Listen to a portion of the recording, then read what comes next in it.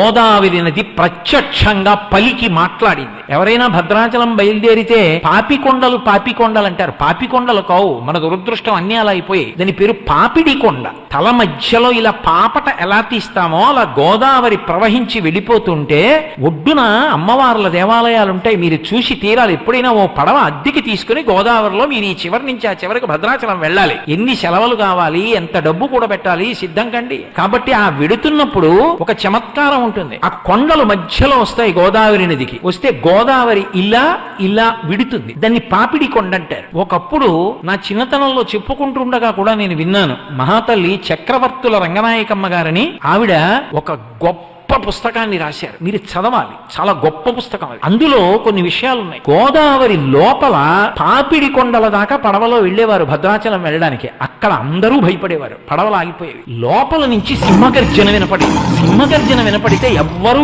ఏమీ మాట్లాడకుండా పళ్ళెంలో ఎక్కువ కర్పూరం పెట్టి గోదావరికి హారతిచ్చేవారు. హారతిస్తే ఆ బుడబుడ చప్పుళ్ళు, పెద్ద పెద్ద బొబ్బలు, సింహగర్జనలు ఆగిపోయేవి. ఆగిపోతే ఆ పక్క నుంచి పడవ భద్రాచలం వెళ్ళేది.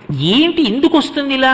ఏ పడవ వెళ్ళినా వినపడుతుంది. ఎందుకు ఇలా వినపడుతుంది అని కొంతమంది ఔత్సాహికులు ఏం చేశారంటే గజహీతగాళ్ళని పట్టుకొచ్చి పెద్ద పెద్ద వలలు పట్టుకుని పడవలతో వెళ్లి అందులోకి దూకి ఎక్కడి నుంచి బొబ్బలు సింహగర్జన వినపడుతుందో అక్కడ వలలు వేశారు. వేసి